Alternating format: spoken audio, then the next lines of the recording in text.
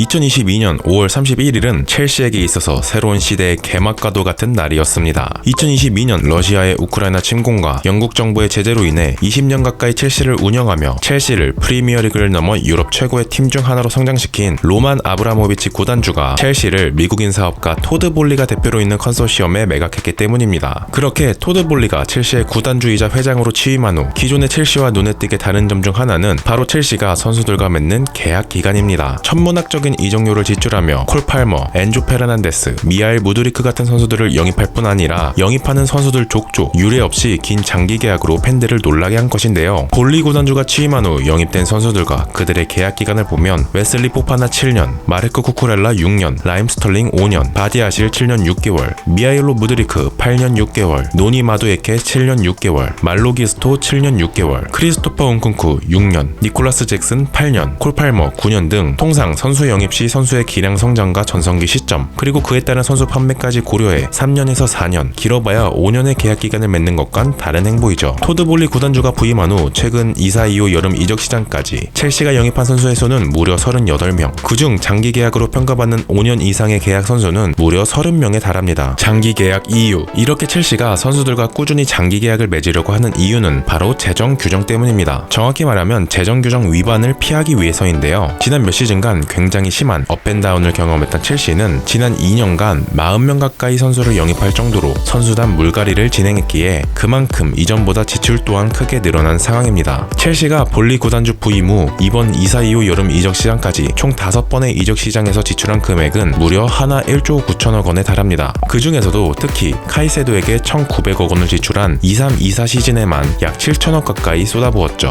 카이세도 외에도 엔조 페르난데스 1,800억 원, 웨슬리 포파나 1,200억 원, 무드리크 1,100억 원, 로메오 라비아 1,000억 원, 은쿤쿠 890억 원 등 해당 시즌 첼시보다 더 많은 지출을 한 팀은 전 세계에 없을 정도로 쏟아부었습니다. 이렇게 되면 프리미어리그의 재정적 페어플레이 규정인 PSR, 즉 수익성 및 지속 가능성에 대한 규정이 떠올려지게 되는데, PSR은 구단이 연간 수입을 지나치게 초과하는 지출을 하지 못하도록 규제하는 규정입니다. 구단의 최근 3년간 최대 1억 500만 파운드, 하나 약 1,800억 원의 손실까지만 허용하는데, 이를 위반할 시에는 승전 삭감과 같은 중징계가 따르는 규정입니다. 지난 시즌 에버튼과 노팅엄 포레스트가 모두 PSR 위반으로 승점이 삭감되기도 했죠. 이처럼 손실을 줄이기 위해서는 쓴 비용 대비 벌어들인 비용이 커야 하는데, 이를 위해 팀들은 선수를 이적 시장 마지막 날 급하게 판매하기도 하며 수익을 극대화하기 위해 구단과 구단은 상호 합의하여 두 선수를 트레이드하는 스왑딜로 이적료 수입을 부풀리기도 합니다. 실제로 이번 이적 시장에서 아스톤 빌라와 첼시는 각각 이안 마트센과 오마리 켈리먼을 스왑딜했는데, 거래를 하며 아스톤 빌라가 마트센을 위해 3,750만 파운드를 지불했고, 첼시는 오마리 켈리먼을 위해 1,900만 파운드를 지출하며 양 구단이 모두 편법의 방식으로 수입을 부풀린 사례도 존재합니다. 이처럼 PSR 규정 준수를 위해서는 수입을 극대화하거나 지출을 최소화해야 하는데, 이때 첼시가 사용한 방법이 바로 지출을 최소화하기 위한 장기 계약인 것입니다. 먼저 프리미어리그는 선수를 판매할 때 받은 수입에 대해서는 무조건 거래가 일어난 시즌의 수입으로 적용이 되는데, 선수를 구매할 때는 이적료는 이적 시 맺은 단연 계약에 따라 해당 시즌 지출 금액이 나눠지게 되기 때문입니다. 예를 들어 23-24 시즌 1천억 원의 이적료와 7년 계약으로 영입한 라비아의 경우 첼시의 23-24 시즌 지출에는 1천억 원이 기록되는 것이 아닌 1천억 원을 7년으로 나눈 142억 원만이 지출로 기록되는 것입니다. 즉 계약 기간이 길수록 이적료에 들어간 지출 금액은 더 작아지게 되는 것이죠. 이에 따라 첼시는 PSR에 따른 지출 금액을 장기 계약으로 줄일 수 있었던 것입니다. 또한 첼시의 연간 총 수입은 22-23 시즌 한 해 기준 약 9천억 원이며 최근 3년을 기준으로 하는 PSR에 대입하면 3년간 2조 7천억 원이라는 수입이 기록되게 되기에 지난 5번의 이적 시장에서 약 1조 9천억 원을 사용한 첼시의 지출이 무리가 되지 않는 것도 이해가 되는 상황입니다. 장기 계약의 부작용, 물론 구단의 지출 비용을 줄이기 위해 첼시가 사용하는 장기 계약이 무조건 좋은 면만 있는 것은 아닙니다. 많은 전문가들이 뽑는 부작용은 바로 미래의 선수를 판매할 때 부담이 가중된다는 것인데요. 현 구단과의 계약 기간의 종료가 다가올수록 보통 해당 선수의 이적료는 하락하기 마련인데, 첼시는 장기 계약을 진행했기에 첼시가 선수들의 투자한 고액의 이적료만큼 가격 하락이 잘 되지 않게 되어 혹시 계약 기간 중간 선수를 판매하고 싶을 때 높은 몸값으로 인해 판매할 수 없거나 첼시가 투자한 이적료 대비 큰 손실을 보며 저렴한 가격으로 판매해야 하는 위험 부담이 생기는 것입니다. 또한 지난 2023년 UEFA가 분할 상환 형식의 계약에 5년 제한을 부과하는 등 무분별한 장기 계약을 통한 지출의 허점을 줄이기 위해 노력하고 있는데, UEFA UEFA의 해당 움직임이 첼시로 인해 시작되었다는 점, 프리미어리그 또한 UEFA의 영향을 받을 가능성이 있기에 현재 첼시 전략이 언제까지 적용 가능할지도 미지수인 상황입니다. 여러분들은 첼시의 장기 계약 전략이 효과적이라고 생각하시나요? 혹은 너무 과도한 지출과 리스크의 전략이라고 생각하시나요? 오늘 영상 재밌게 보셨다면 구독과 자유로운 의견 댓글로 부탁드리며 이상 태페크로스 장인 장카푸였습니다.